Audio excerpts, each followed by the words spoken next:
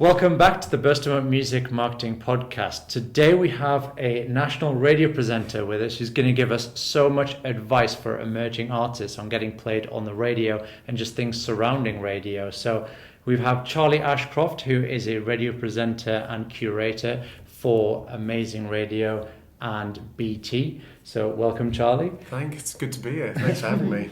Do you want to tell us a little bit about yourself and give us some background? Yeah, sure. So I've worked in radio for best part of 10 years, primarily focusing on new music. Always been on the lookout ever since I was a bit younger for new and exciting things.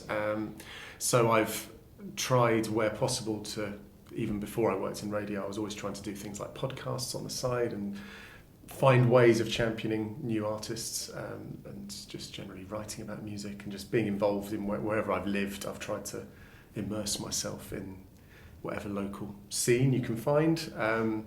And then, so I've worked primarily on Amazing Radio for the last, it's getting on for 10 years. So I was there for 5 years as a full-time member of staff, producing shows, presenting my own show, managing the London studio they were renting. But then I left in 2014 to join BT, and now I work in BT's TV team, which involves primarily on-demand content. So I choose which music videos we add to BT's set-top box for customers to have a watch, curate those into different types of video playlists, and also work a little bit with other entertainment content, so box sets, catch-up TV, some film content, so a whole array of stuff within the BT set-top box. Mm-hmm. And then a bit of DJing and writing on the side, and whenever you can fill your time with something. It all. Yes, exactly. I try and I know no one in the music industry that really just does one thing. That's always been my sort of mantra. It's just to try your hand at a little bit of everything, and certain things progress and other things just kind of quietly tick along in the background. So how did it get to the point you're at now? What did you do before Amazing Radio? Was it always music? I left uni. I went to uni in Bristol, and I'd studied languages. So at first I was considering a career as maybe a language teacher or something, working abroad, and maybe something more sort of generic office job, just to kind of go and get even better at the language and go and live somewhere else. But I'd caught the radio bug at uni. I'd been doing a student radio station, just doing a show every week, again sharing new artists and interviewing touring bands who were coming by the student union, which was incredible, just to kind of get your first taste of how to talk to people that you don't even know, and often usually just coming out of your speakers and that you idolise and all that. So I'd had a bit of a radio bug, and I just did a few kind of behind-the-scenes jobs at radio stations to begin with. Some of them overlapped with the kind of final year of my degree. You work in a radio station to begin with, and sometimes you just greet guests and you walk them into the studio, give them to presenter, and then you walk out again. You make the tea, you occasionally answer the phones. I did a bit of traffic and travel news. That's the dream. Which is, the first step of being on air, in not a student radio environment, was me looking at traffic cameras and maps and telling people that the M4 and the M5 were complete chock-a-block. But that was kind of the buzz of live radio. It was like kind of affirming to me that I wanted to do something within that medium. And on the side, I was just doing a podcast about unsigned music. So predominantly bands from London, where I was from, Bristol, where I was living, 5 or 6 songs, all very much, kind of bands at the start of their journeys. Just a 20-minute little snippet that kind of filled the gap after leaving student radio behind. Because while you're doing traffic and travel or making tea, you don't necessarily have the chance to champion new artists. So that was I've been lucky in that I've always had something radio related on the go, whilst doing a few other bits and bobs. And now you obviously have a show on Amazing Radio. Yeah. For those of our listeners that don't know what it is, do you want to explain how Amazing Radio works? Yes, of course. So Amazing Radio is a new music station. They're based in the northeast of England, but that kind of doesn't really matter because they accept submissions from all over the world. It's via an uploader, so not too dissimilar to BBC Introducing, but again, it doesn't have the kind of the local focus, if you like. It's just open to everyone. So artists, bands, and then labels and pluggers and PRs and promoters on their behalfs can upload music straight to Amazing's server, if you like, and then they have probably a healthy squad of about 15, 20 presenters who present varying numbers of shows throughout the week, who will then go through, with the help of other members of Amazing's staff, they'll go through the uploader and pick out what they like. So I was going to ask, how many submissions do you get a week or a month? Not being full-time there anymore, I'm not entirely sure on numbers. I can kind of tell from the number of, like the sort of number of pages you kind of sift through, and some, it must be in the, I'd say anything between kind of 500 to 1,000 a week, just to kind of get onto the uploader in the first place. Not all of those will probably end up on the radio, realistically, but it's also used, it's called amazingtunes.com is the main website, and that you can also use it as a platform where you can kind of, I suppose it's maybe more relevant a few years ago, but you could offer up your music as a sort of paid download or a free download, or just have it there as a stream.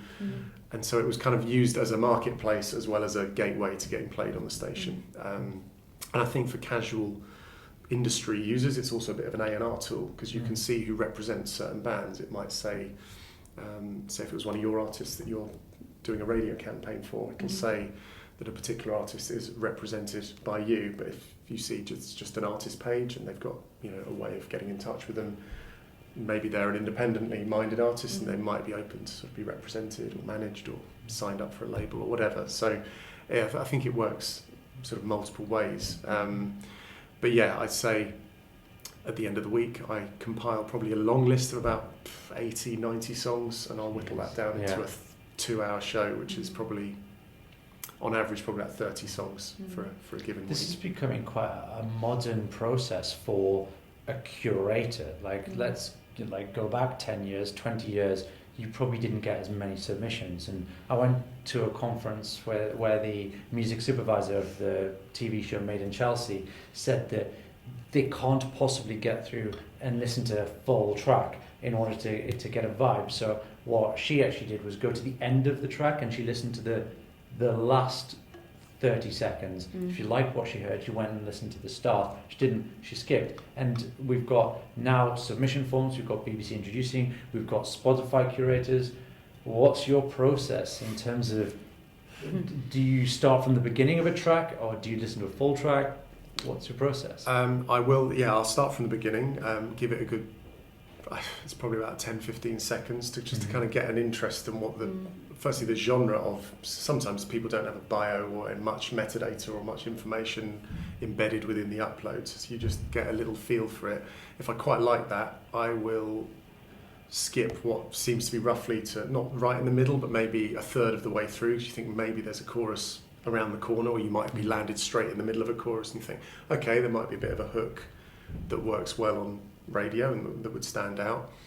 And then I do a similar thing in terms of the end, because sometimes, I'm not saying all DJs or presenters talk over the ends of songs, but it's sometimes quite nice to get a feel for how a song finishes, so that just to kind of almost know how, if you were putting that track on the radio, because it's more of a kind of a presenter tip really, is like how you would come out of that track. So if it's quite a chilled song, or it's previously a loud song and then it starts to kind of ease off a bit, maybe you don't come out 100 miles an hour with your link and say, that was amazing, you might actually just come out of it a bit more softly, and then start to talk about the sort of contrasts within the song. So it's a bit, I kind of do almost like a start, an almost middle and an end.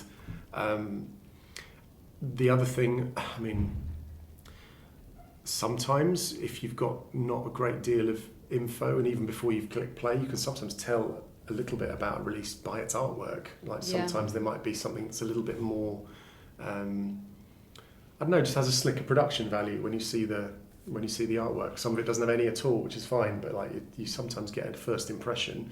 I know we're dealing with the medium of audio, but actually visuals sometimes do play a bit of a part in knowing kind of, I guess, what stage a band is at, or maybe one of the bands or the artist in question is very artistic and has been able to design a good sleeve, if you like, in the old-fashioned. And how do you feel about, I mean, a lot of people are saying that music now, people are changing the way they write music to fit with streaming platforms. So the first 10 seconds they'll try and hook someone immediately. So they might even start with a chorus.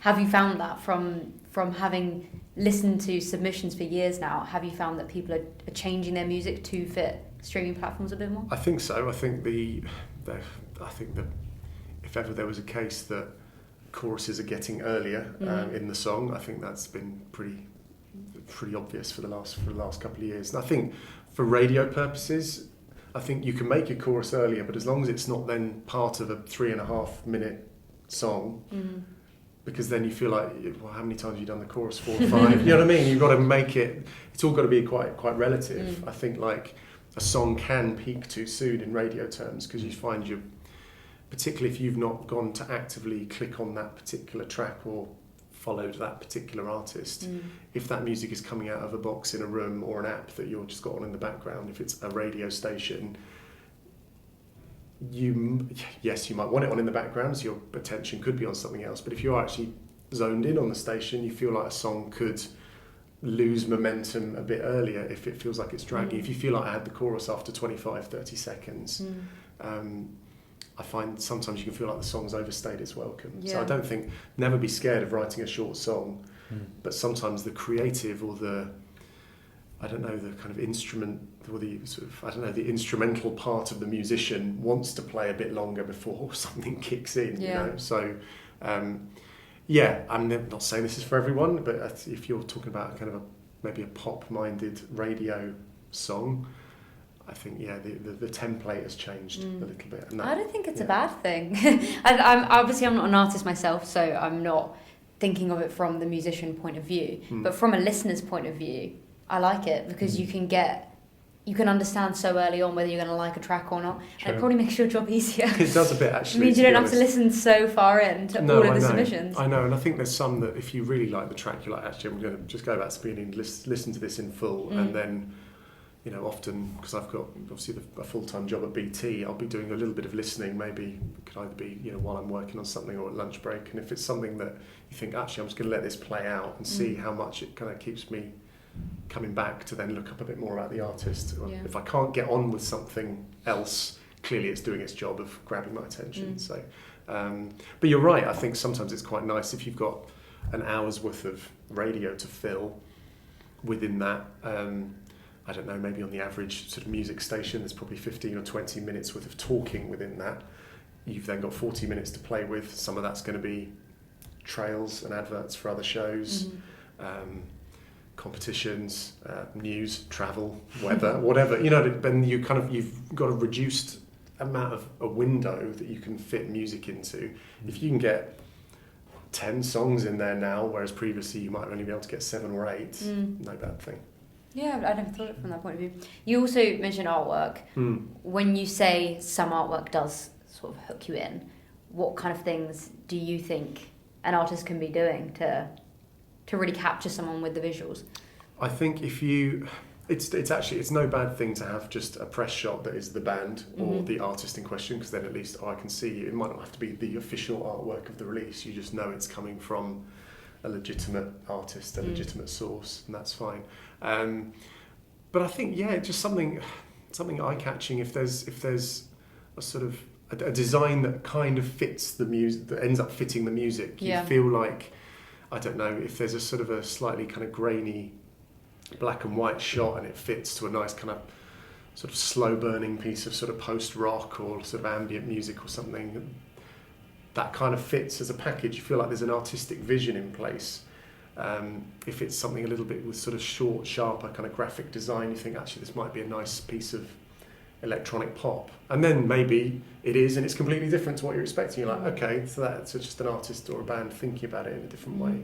You get a lot of these sort of artsy indie bands from kind of New York and sort of Chicago and stuff, who kind of have this sort of post-punk, quite spiky, kind of riffy, sort of Joy Division-esque music, and they've got a few just sort of shapes on a canvas almost. It's like, okay, you've got a bit more of a artsy, pretentious vibe about you, but maybe that makes you interesting characters, So I just think it's got to be quite, it does have to be distinctive if it is the artwork.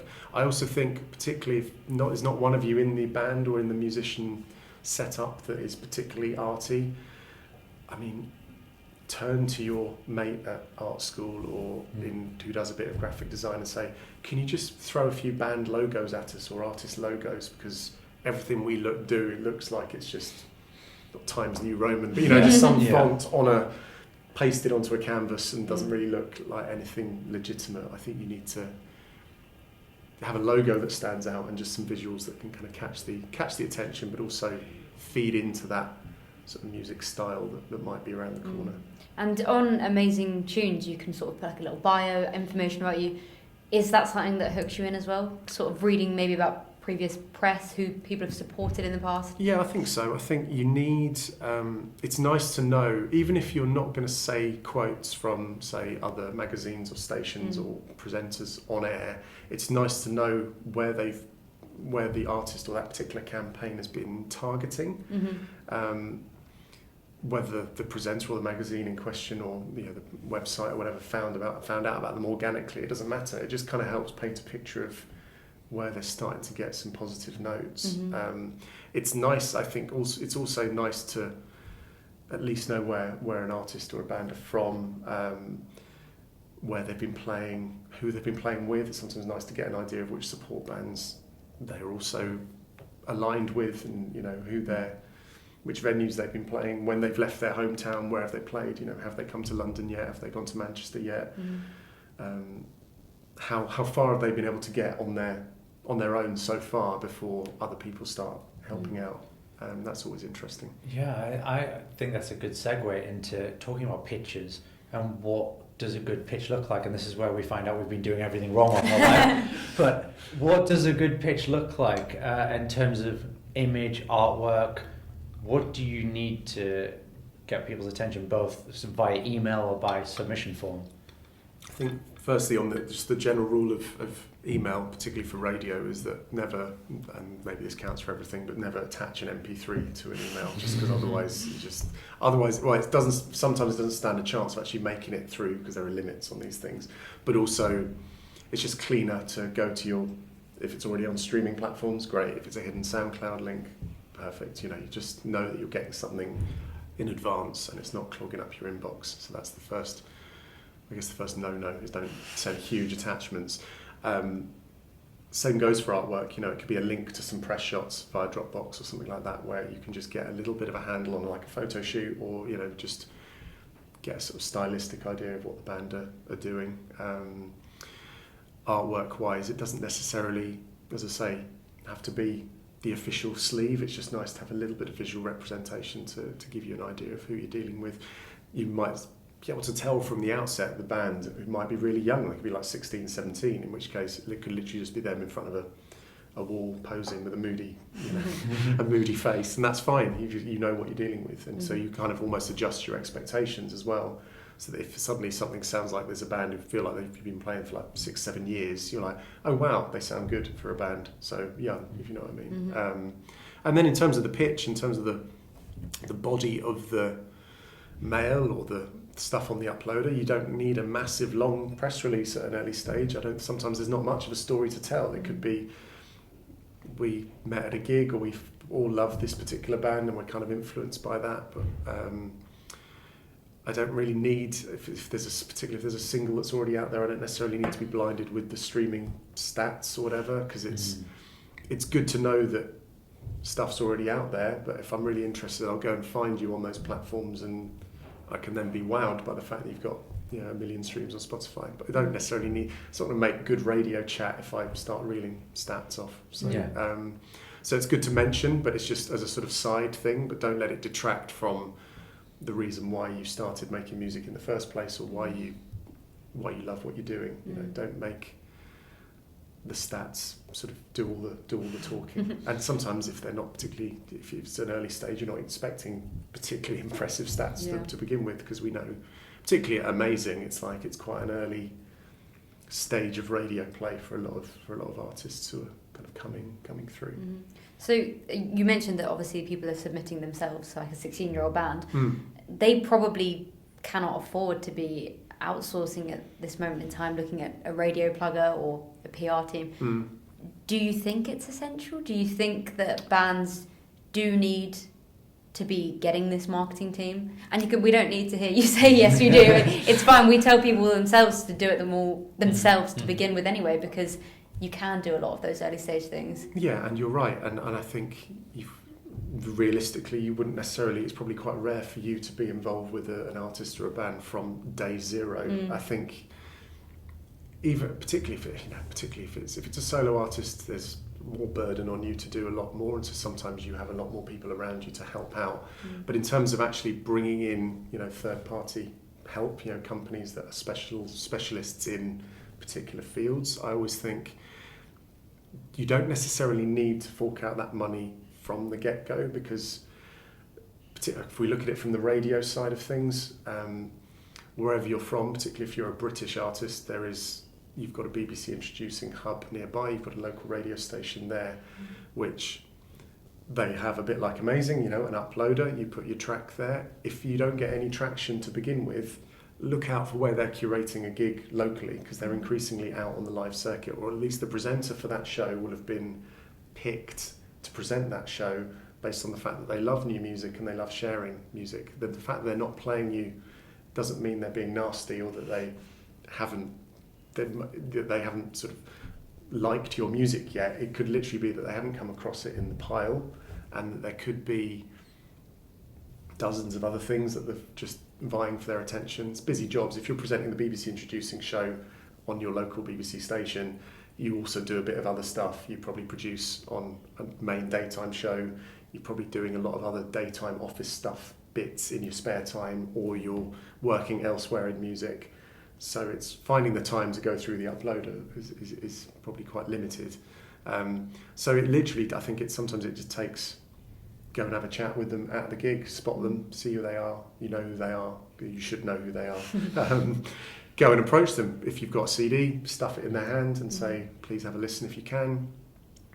If they don't have a CD player anymore, at least they can look you up and make sure you're ready to have that pitch. So BBC introducing, I think increasingly, first hurdle, if you then want to get played on Six Music by Tom Robinson, or on Radio 1 on one of the late night shows, before you feed into sort of more mainstream BBC play, also might get picked as, say, if Radio 1's equivalent of the big weekend gig comes to a town near you, or if they're one of their affiliations at Reading Festival, you could end up on the introducing stage, for example. So you've got to go through that BBC introducing hoop to then get wider play. That's the first hurdle. There's also, I think, as well as a platform like Amazing, you'll also have, as I say, local unis who are always looking for music to fill their programming. Sometimes certain stations might not have presenters on 24/7, so they have to literally fill an hour with music. And so you're like, okay, if we can at least just get under the nose of whoever's head of music of some of these local stations, that at least helps us get a bit of traction. And then you can turn around and say, well, we've been played on this many stations, and it's not just this many stations, by these many human beings who have actually talked about our track or otherwise on radio. Because I think sometimes people forget that bands they value radio play, because you get featured on Spotify playlists, but you're not necessarily 100% sure which member of staff at Spotify or one of the streaming services has actually chosen to playlist your song. You'll tweet your thanks to Spotify. You're not going to tweet necessarily, unless you really do know them, to the individual responsible for putting your track somewhere. Whereas if you actually hear a human talk about it on the radio, it's like, oh, all our labour of love and our hours of studio time and rehearsal time, and now Tom Robinson says he really likes our track, or Hugh Stevens says he really likes our track, or any one of the Amazing Radio gang are kind of waxing lyrical about it. So there's that. It's all stuff you can do yourself. You can go up to people locally. You don't aim huge to begin with. Once you feel like you're getting momentum, and you know that your song is good, which is difficult, because sometimes, we were saying before we clicked record, sometimes the people who tell you your song is good are your family, friends, girlfriends, boyfriends, your manager even. But there's always going to be an underlying bias there. They're just excited that you're making new music, that you're producing new tracks. But you need, particularly for radio, the song has to be good. and it has to be corroborated by people who aren't close to you. You get the impression, I think, after 3 or 4 people say, yeah, that's a good song, you're like, right, clearly sticking with people. It's not just people we know who like it, and it's not just...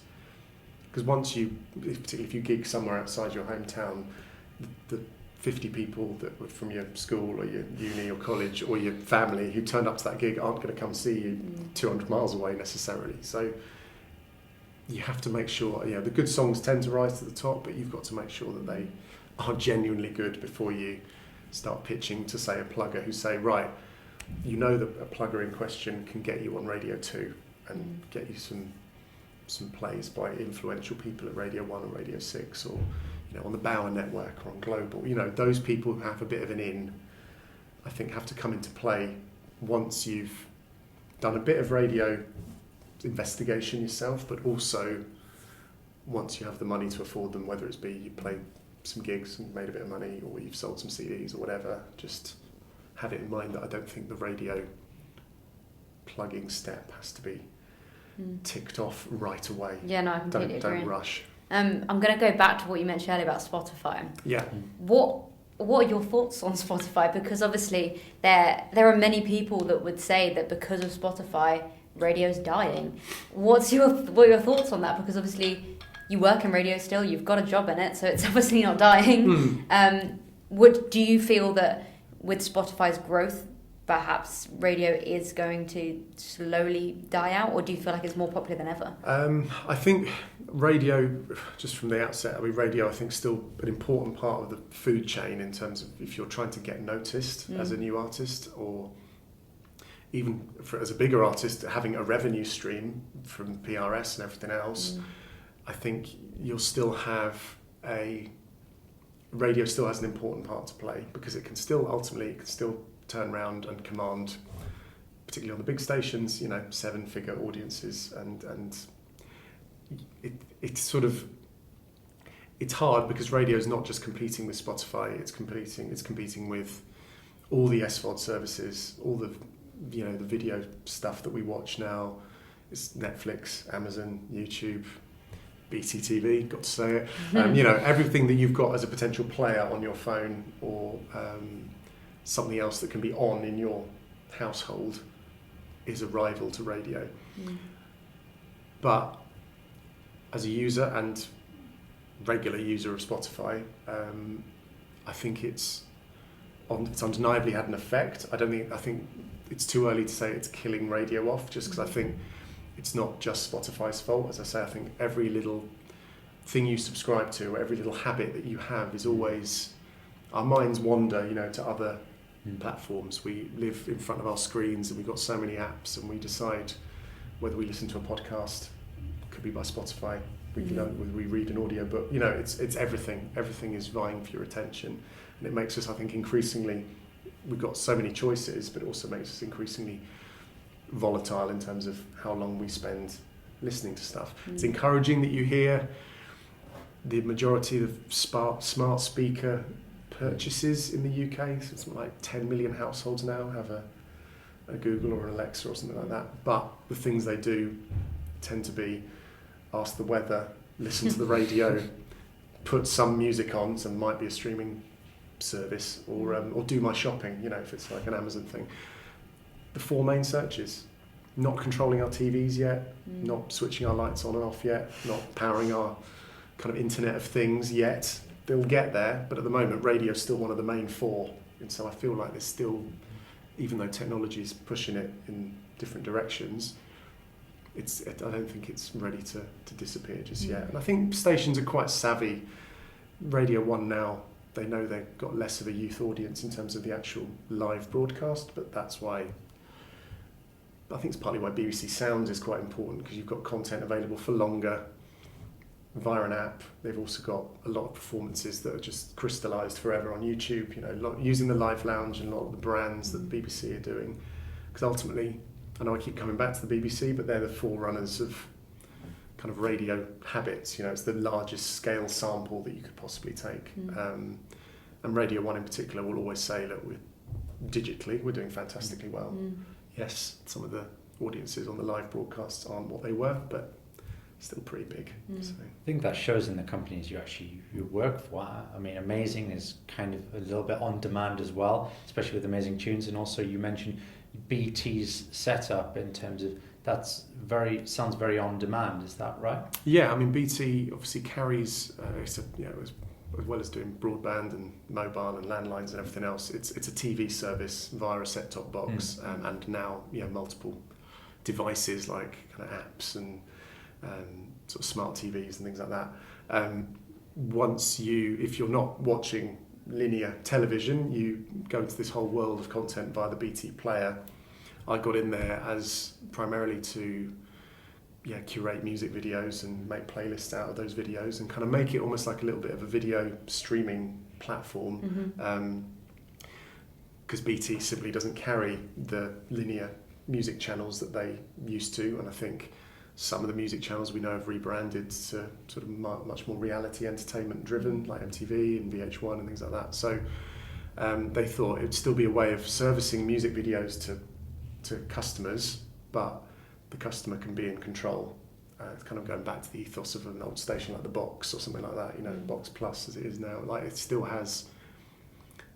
serves a purpose of surfacing artists' content, but very much on demand. Or you think, actually, I want videos I can relax to and just put in the background, or something on for a party, and again just have it out of my TV speakers, which inevitably might have a soundbar or just a snazzy set of speakers next to them. It's just kind of making use of that, and it still seems to be a demand, and it's why you see streaming services have their sort of TV versions of their apps now.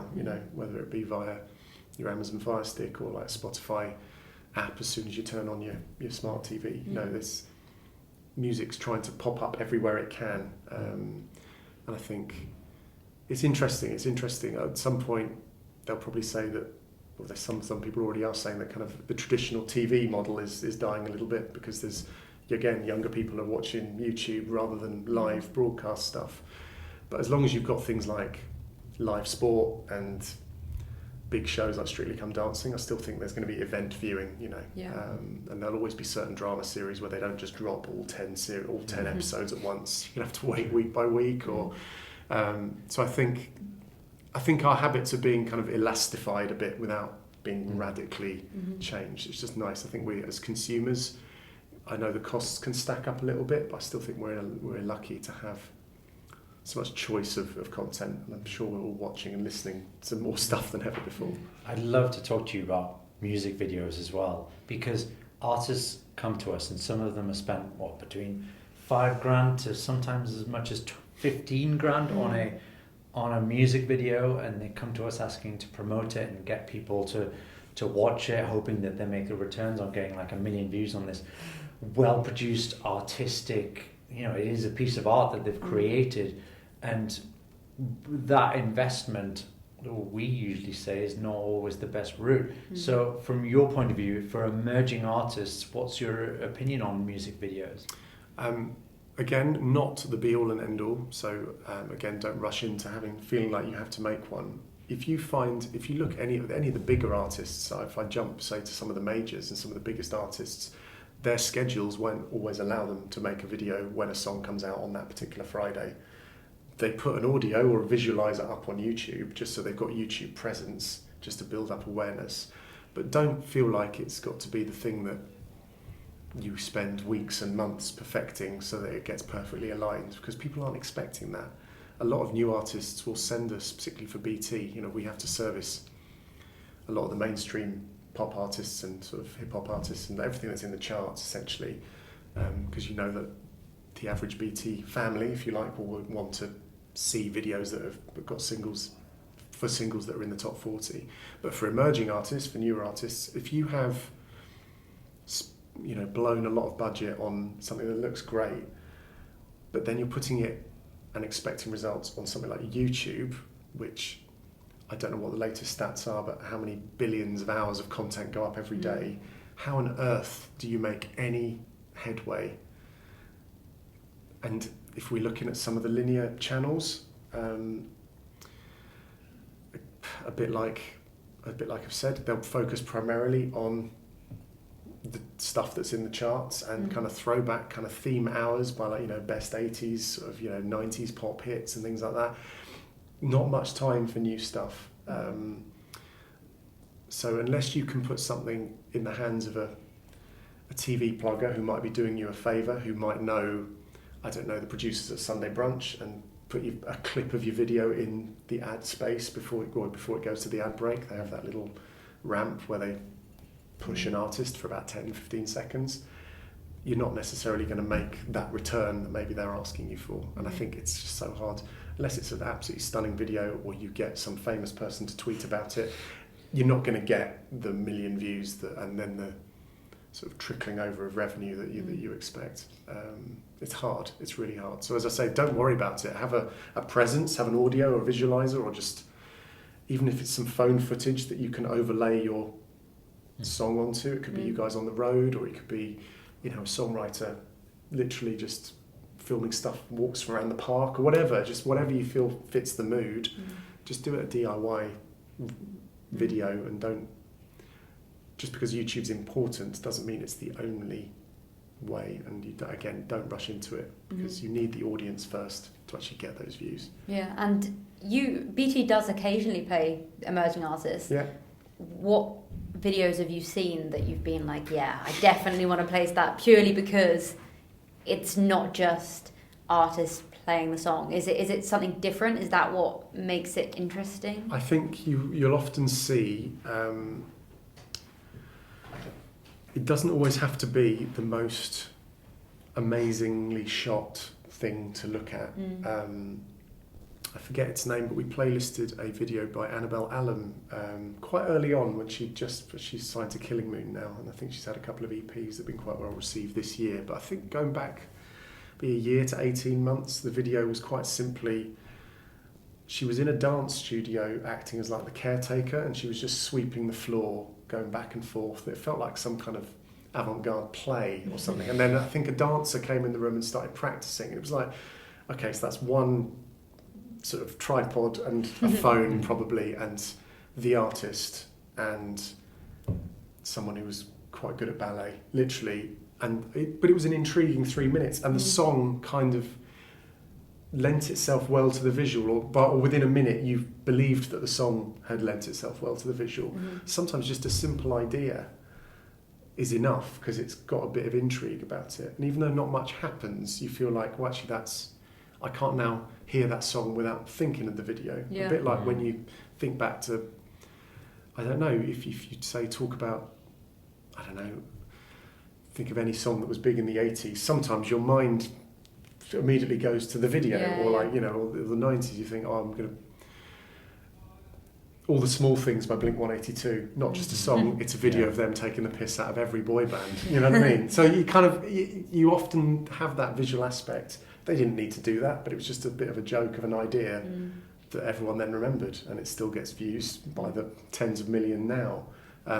So for new artists, as I say, I don't think it needs to rewrite any rule book or be, as I say, get a snazzy director on board, because you're not going to look like you've got an Ariana Grande video. You're just going to have, it's just going to look a little bit, it might be a bit jarring compared to because even if you've got to have the song quality and the production value to kind of fit the visual, I think sometimes, and that's not always the way, you know.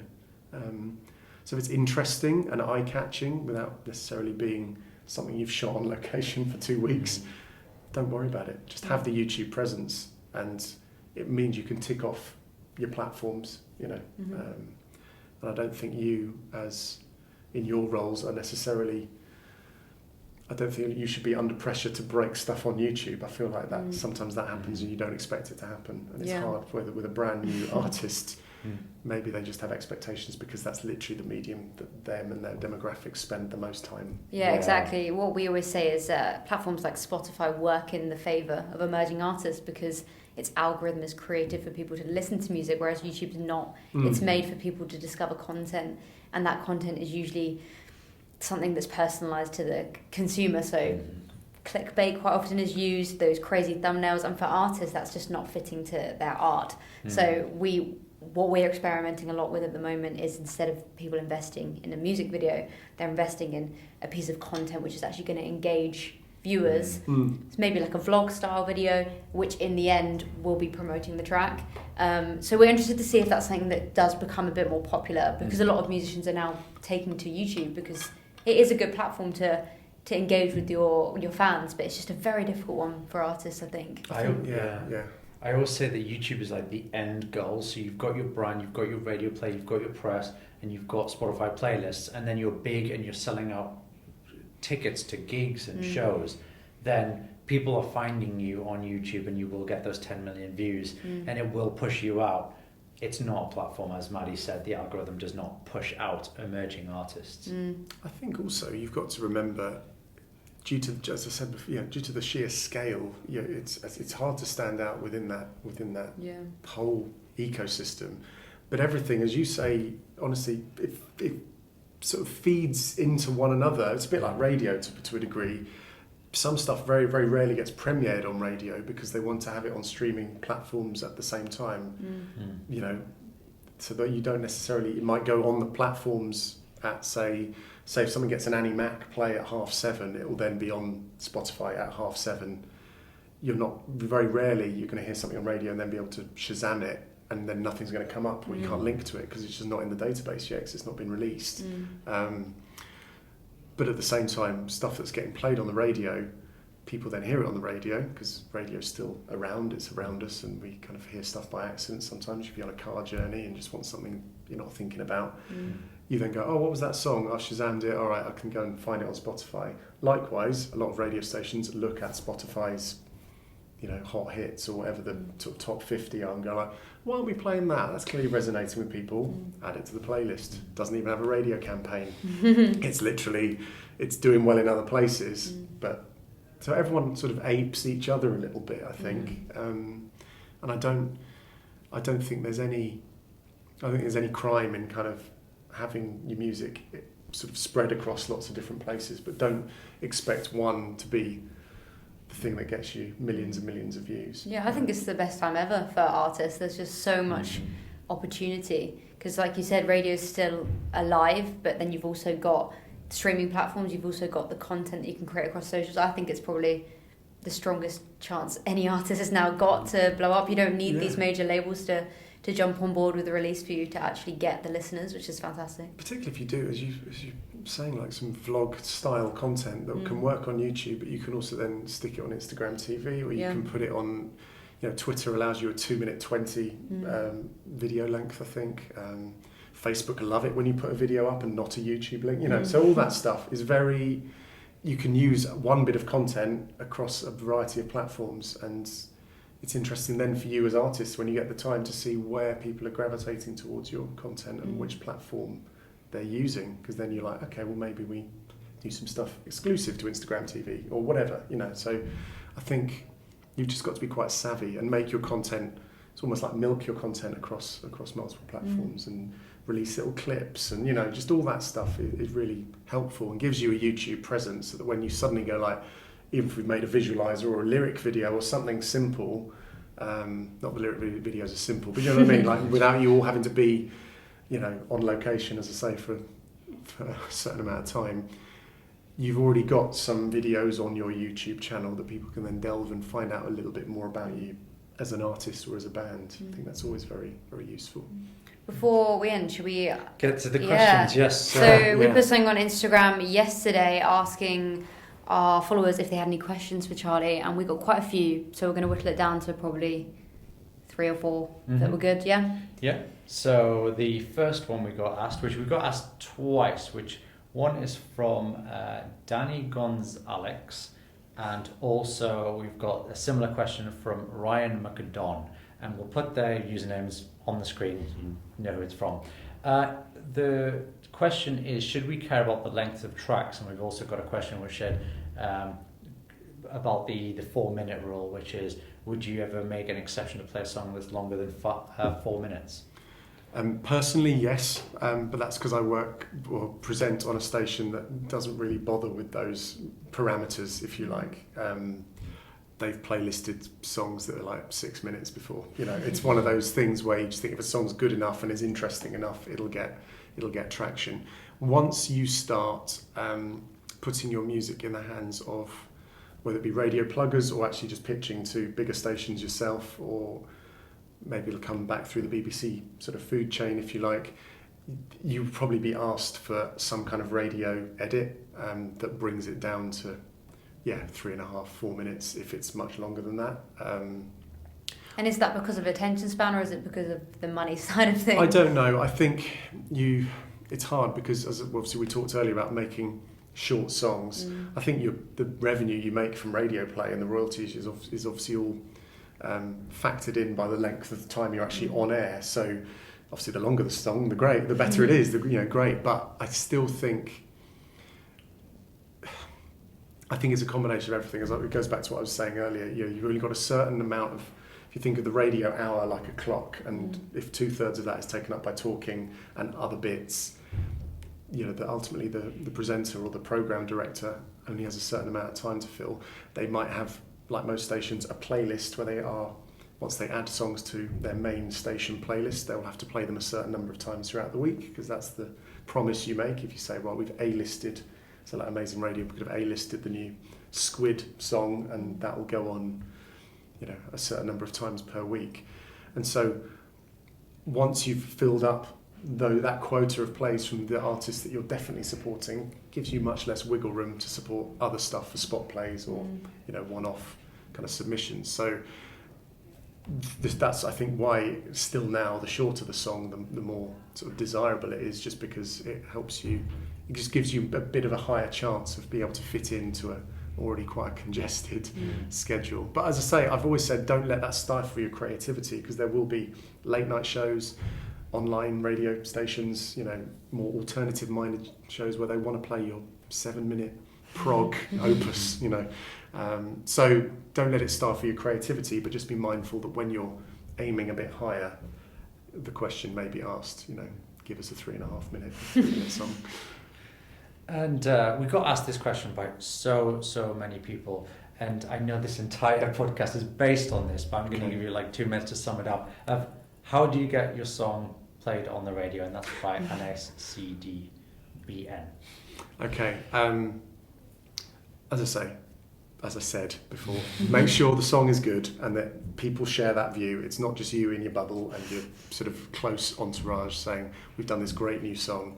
I always say, as a tiny little aside, because I know we're limited on time, identify what it is that you like about the song you've written and write 4 more versions of that song. And I know that sounds easier said than done. But honestly, if it's a hook, if it's the chorus, transport that hook or chorus into another song that you can kind of, with the confidence that you've built up by writing a song that you all like, or that you as a songwriter like. I'm not saying you publish all 4 of these songs, but you either start to get to grips with the song structure of how you can build. It's a bit like a football analogy, build a team around a great skillful player, build a song around a hook or a chorus that is great. And as I say, if you can do 3 or 4 more versions of that, and they could be slightly different, doesn't matter. You might end up finding that the 5th one you've written right is actually much better than the first one. Anyway, that's my aside. So the song's got to be good. Then, when you get to the position of trying to submit to people, as I say, often it's as easy as identifying where your local tastemakers are, I guess. Could be the BBC introducing person, could be if you see a gig poster somewhere, or at a pub or a venue, go into the venue and ask who books those gigs. There could be a promoter name, and you can then look up to see who runs that promotions agency. Get your music into people's hands that way, in the old sort of physical way, or just go and chat to them, because people don't know about you, because they know all their favourite music, and they might go looking for new music sometimes, and they might go to certain trusted sources, but they're not necessarily going to know what's on their doorstep until you make them aware. And they're more likely to engage with you if you're actually seeing them in real life, rather than just a cold call kind of email. So, do you look at their social media at all, if you were to consider it, or is it just straight the music? I think I've played so many bands on the radio who have barely had any social media presence. It's no longer an issue. I think sometimes, again, if we're looking higher up the radio food chain, people do look, because they obviously want to know that if they are dedicating 3 or 4 minutes of airtime to a particular band, that band is going to talk about it and bring in new listeners that might then stay on for an hour or come back the next day.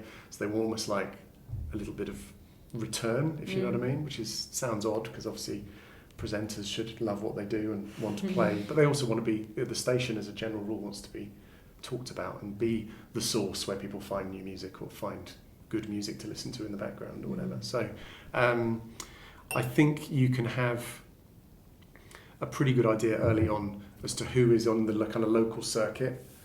If it's the best song ever, brilliant, it'll find its way. Honestly, people will pick up on it. Word will travel fast, particularly in the UK, we're a small island. Word travels very quickly now, and people will pick up on you. There's this great new band, or there's this incredible new songwriter, brilliant new producer. The music will then, it'll kind of almost be like the ripple effect will just happen. Sometimes you need to give it a little bit of a kick, and that just involves identifying who your local tastemaker is.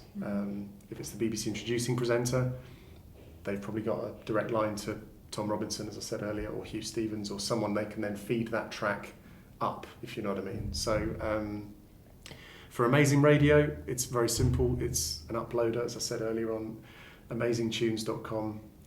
Doesn't matter where you're from, what quality. You can sometimes tell there's music, a good piece of music in there, even if the production quality could be a little bit blurry. It's the easiest way, and you're kind of in control of what you upload. You can take stuff down if you feel like it no longer represents you as a band. Get people to do it for you, you know, all that stuff. I think it's just knowing where to place it, and just being coordinated enough to have your sort of ducks in a line when you've got a song being ready to unleash.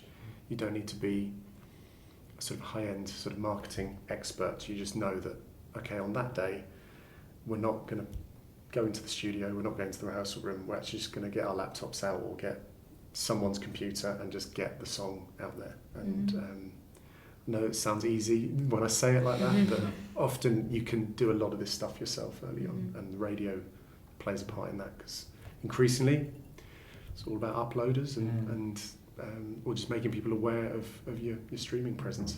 You mentioned getting people to do it for you. We've got a question from Angelo-V.com,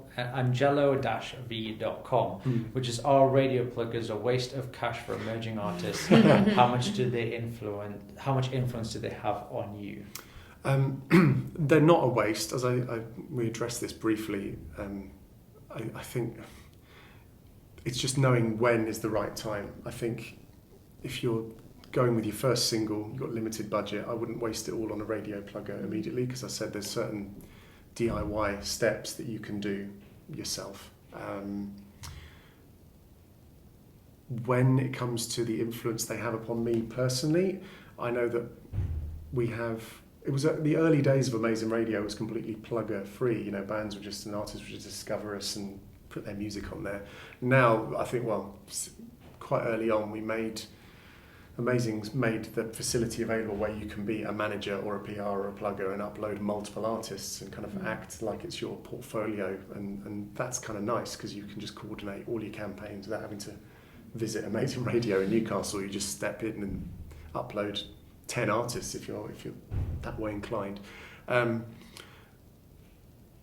Certain pluggers will come to me, and you know what they served you 2 weeks ago, and you know what artists they've got on board already, and you think, well, actually, if they're going somewhere, maybe they've got the right plugger on board, because that plugger you can see it, you can start to visualize it on other stations as well. I think it just depends who you're targeting. If it's someone who can't turn around to you and say, they could turn around and say, oh, we've had some support on Six Music. Was that a one-off, or was it multiple? You know, try and go back to them and say, where can you actually get us before we fork out a certain amount of money? Because it's not cheap, but you're kind of paying for someone's contacts book, and that's why you've got to be really sure that the song is good, because they could turn around and say, well, this song's not quite. Where you think, well, actually, this is silly. It should be. People who work at these stations and love music, you think they should be taking a punt, or at least be able to give us constructive feedback on why, and it might not be the song's fault. So, so there is an influence, but I would say I would sort of constantly sort of bang into people's heads that it's not the be all and end all from the get go. I think you don't necessarily need to start with a plugger on board. Certain things start to develop as you start to release more songs, and you think, actually, what's the next step? We've had our local airplay, we've had play on student radio, online stations, blogs are starting to write about us, getting featured in a few different places, but we don't know anyone at Radio 1. something like that. So I think it's knowing that you shouldn't jump into it too soon. I think that's a good place to end it. Mm-hmm. Thank you so much for your time. Thank you for having me. It was really, really good. And where can people find you? I think you're probably most active on Twitter. Yes, probably. Yes. So just my name at Charlie Ashcroft on Twitter and Instagram. I'm also DJ under a sort of username of Somebody Told Me, because it's like a noughties indie night. So you can sometimes see me out and about DJing. But yeah, just Twitter and Instagram, and then on Amazing Radio every Monday night from 7:00. Cool. Well, thanks for being on. And if you're listening to this as a podcast, definitely subscribe and leave a review. And if you're watching this on YouTube, make sure to like and subscribe, and we'll see you in the next one.